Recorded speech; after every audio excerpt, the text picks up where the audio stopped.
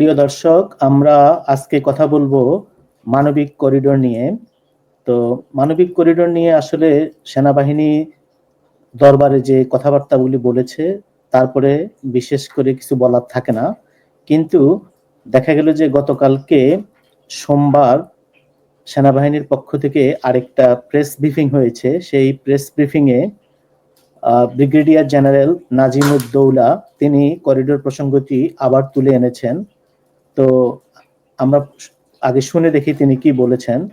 তো সেই সংবাদ সম্মেলনে নাজিমুদ্দৌলা বলেছেন, করিডোর একটি স্পর্শকাতর ইস্যু। দেশের স্বার্থ সেনাবাহিনীর কাছে সবার আগে। তাই দেশের স্বাধীনতা, নিরাপত্তা ও সার্বভৌমত্বের প্রশ্নে কোনো ধরনের আপোষ নয়। তিনি আরো বলেন, মিয়ানমারের সঙ্গে বাংলাদেশের সীমান্ত পরিস্থিতি যে কোনো সময়ের চেয়ে বর্তমানে সংবেদনশীল। সেনাবাহিনী এ বিষয়েও সর্বোচ্চ সতর্ক আছে।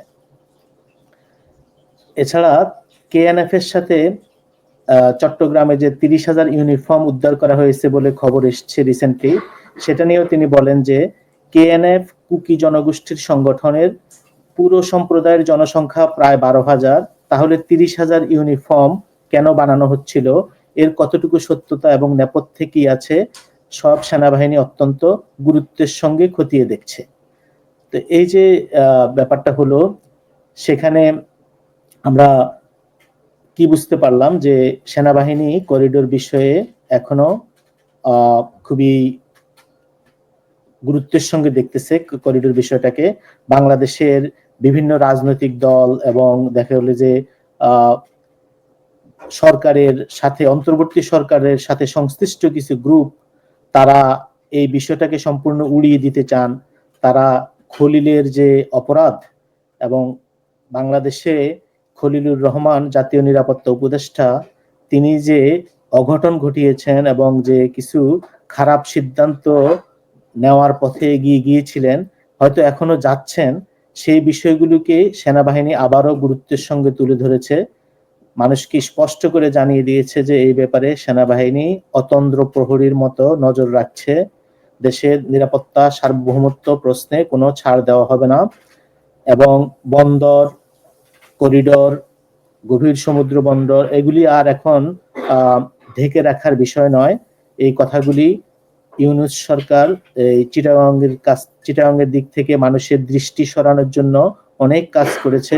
আমি গত 2 মাস ধরে এসব বিষয় নিয়ে বলে আসতেছিলাম, অনেকেই অনেক রকম কথা বলেছেন আমাকেও, কিন্তু এখন দেখা গেল যে সেনাবাহিনী আসলেই এই বিষয়গুলি নিয়ে সিরিয়াস। দেশের মানুষকে তারা প্রথমে দরবারের মাধ্যমে জানিয়ে দিয়েছেন, তারপরে গত কয়েকদিন ধরে তারা হয়তো অন্তর্বর্তী সরকারকে লক্ষ্য করতেছিলেন, যে তাদের কার্যক্রম লক্ষ্য করতেছিলেন, সেখানে হয়তো তারা উল্লেখযোগ্য কিছু দেখেননি। সে কারণে সংবাদ সম্মেলনের মাধ্যমে আবারও এটা মানুষকে জানিয়ে দিলেন। আপনারা জানেন যে সেনাবাহিনী কিন্তু সবসময় কথা বলে না। গত 9 মাসের মধ্যে এই প্রথম তারা সরকারকে নিয়ে সংস্কার, সংবিধান সংস্কার, করিডোর, এসব নিয়ে তাদের মতামত ব্যক্ত করেছে। তারপরেও এখন আমরা এই সংবাদ সম্মেলন দেখলাম। সংবাদ সম্মেলনে যেটা নিয়মিত কর্মকাণ্ড, সেখানে আরো বলা হয়েছে যে বাংলাদেশ সেনাবাহিনীর পক্ষ থেকে মব ভায়োলেন্স ও সামাজিক নিরাপত্তা বিঘ্নকারীদের বিরুদ্ধে কঠোর পদক্ষেপ নেওয়া হবে। তো বাংলাদেশে যারা মব কে করেন, মানে উত্তক্ত করেন, মবকে দেশে বিদেশে বিভিন্ন জায়গা থেকে মবক্রেসি এবং মব ভায়োলেন্স করেন, তাদেরকে আবারও সতর্কতা দেওয়া হয়েছে। সতর্কতা, তো আমার মনে হয় যেন যেটা আসলে দেশের মানুষের কাছে সেনাবাহিনীর এক ধরনের আকুতি, যে এই বিষয়টা যা ঘটতেছে এবং ইউনূস সরকার তলে তলে যা করতে চেষ্টা করেছে, সেনাবাহিনী সেদিকে গভীর নজর রাখতেছে। এবং এই যে খলিলুর রহমান, যিনি বাংলাদেশের সিভিল ব্যুরোক্রেসি এবং মিলিটারি ব্যুরোক্রেসি দুটোকেই পাশ কাটিয়ে এই রাখাইন করিডোরের ব্যাপারে অনেক উচ্চবাচ্য করেছেন, সেখান থেকে এখন কিছু মানুষ এটাকে টোটালি ভারতের দৃষ্টিতে দেখে ভারত ভারত করে পুরো জিনিসটাকে আবারও সেই ইউনূস সাহেব যেটা চান, ইউনূস সাহেব নিজেও দেখা গেল যে এখানে ভারত বিরোধিতার কথা বলতেছেন, যে ভারত আমাদের এই করে ফেলতেছে, ভারত সেই করে ফেলতেছে, ভারতীয় জুজুর বয়। আমাদের শেখ হাসিনার সময় যেটা ছিল যে ভারতীয় জুজুর বয়, এখনো সেই একই অবস্থা, ভারতীয় জুজুর বয়। অথচ দেখা গেল জুজু ভারতীয় নয়, এখানকার জুজুটা বার্মার, এবং এখানে আন্তর্জাতিক অনেক গ্রুপ সক্রিয়। তো এই জিনিসটা মানুষকে মাথা পানি করেও বোঝানো যাচ্ছে না, কারণ হলো যে দেশের মিডিয়া থেকে শুরু করে সরকার, অন্তর্বর্তী সরকার এবং তাদের যেসব গ্রুপ আছে তারা সবাই শুধু ভারত পাকিস্তান নিয়ে ব্যস্ত ছিল। দেখেন আপনারা এতদিন ভারত পাকিস্তান উত্তেজনা নিয়েছিলেন, সেনাবাহিনী কিন্তু সেটা নিয়ে কিছুই বলতেছে না। তারা বলতেছে যে বার্মার সাথে আমাদের সমস্যা আছে এবং এইখানে সংবেদনশীল আমাদের সীমান্তটা। তো এবং ভারতের ব্যাপারে সেনাবাহিনী একটাই বলেছে যে ভারত পুশ ইন করতেছে।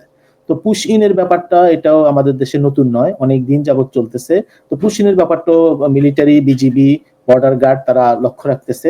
ভারত অবশ্যই আমাদের সমস্যা, ভারতের সমস্যা তো এখানে আমরা অস্বীকার করতে পারবো না। ভারতের সাথে, প্রতিবেশীর সাথে সমস্যা থাকবেই, কিন্তু বর্তমানে যে সমস্যা, করিডোর নিয়ে যে সমস্যা, বাংলাদেশ যে সমস্যার মুখোমুখি হয়েছে, সেটার সাথে শুধু ভারত নয়, এখানে আন্তর্জাতিক পরাশক্তিগুলি জড়িত। এবং এই ব্যাপারে বাংলাদেশে অনেকগুলি সুস্পষ্ট লক্ষণ এবং কার্যক্রম দেখার পরেও বাংলাদেশে কিছু মানুষ আছে যারা এইগুলিকে অস্বীকার করতে চান। তারা দেখা গেল যে ইউনূস সাহেবকে আরো 5 বছর রাখতে চান, ইউনূস সাহেবকে মানে মার্চ পর ইউনূস করতে চান। তা আমি একটা প্রস্তাব দিয়েছিলাম, যাদের ভিতরে এত উত্তেজনা, যারা মার্চ পর ইউনূস চান, যারা আসলে বার্মার গণতান্ত্রিক যুদ্ধে যেতে চান, তাদেরকে আমরা আসলে দেখা উচিত কারা কারা এটা করতে চায়। তাহলে বার্মার সাথে যদি যুদ্ধ হয় অথবা কেএনএফ এর সাথে আমরা এদেরকে ওইদিকে পাঠিয়ে দিতে পারি ফ্রন্টে, যে যাও তোমরা ওখানে গিয়ে করো। কারণ আমাদের মিলিটারি কিন্তু বলছে তারা বার্মার সাথে যুদ্ধ করবে না। তো যারা ইউনূসকে রাখতে চায়, প্রকারান্তরে বার্মার যুদ্ধের সাথে জড়িত হতে চায়, তাদেরকে বার্মায় পাঠিয়ে দেওয়া উচিত, যে বার্মায় গিয়ে তোরা যুদ্ধ করে আয়। এখানে শুধু শুধু ভারত ভীতি দেখিয়ে, ভারতের দিকে আঙ্গুল তুলে, আমাদের যেটা আসলেই মেইন প্রবলেম, যেটা এখন খুবই খুবই ক্রুশিয়াল বাংলাদেশের জিওপলিটিক্যালি এবং স্বাধীনতা, সার্বভৌমত্ব, নিরাপত্তার জন্য, সেই দিকটাকে অস্বীকার করে এই যে ভারত ভারত করা, এইটার জন্য আমি মনে করি যে দেশের সরকার থেকে শুরু করে রাজনীতিবিদ এবং ইনফ্লুয়েন্সাররাও একই কাজ করতেছেন।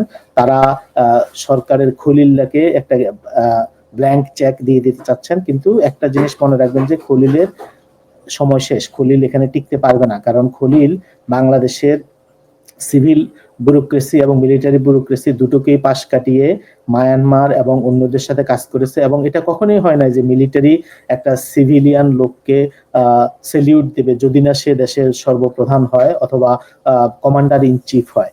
তো এই যে একটা বিদেশি লোককে ধরে এনে, যাকে কেউ চিনে না জানে না, তাকে এনে আপনি জাতীয় নিরাপত্তা উপদেষ্টা বানিয়ে দিলেন, এবং সে বাংলাদেশের সাথে তলে তলে গোপনে অনেকগুলি বাংলাদেশের ব্যাপারে সিদ্ধান্ত নিয়েছে। সেটার ব্যাপারে এখন সেনাবাহিনী খুবই সজাগ এবং জাগ্রত আছে। তারা যেহেতু স্পষ্ট কথা দিয়েছে এবং দেশের মানুষকে জানিয়ে দিয়েছে, তো আমাদের এখন দেখা উচিত যে ইউনূস সরকার কি পদক্ষেপ নেন। এবং আরেকটা বিষয় যে ইউনূস সাহেব সেনাবাহিনীর দরবারের পরে এখন পর্যন্ত কিন্তু তিনি কোনো জবাব দেননি, বল এখনো তার কোর্টে।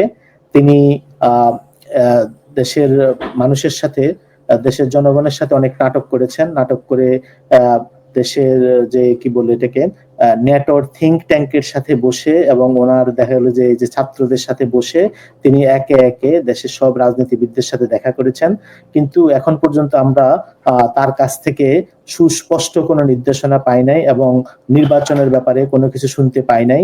তিনি একটা ধরি মাছ না ছুঁই পানি বা আড়ালে থেকে বা বিভিন্ন রকমের কলকাঠি নাড়িয়ে মনে করতেছেন এই যাত্রা পার পেয়ে যাবেন, কিন্তু আমার মনে হয় না যে এটা অত সহজ হবে। তো দেখা যাক।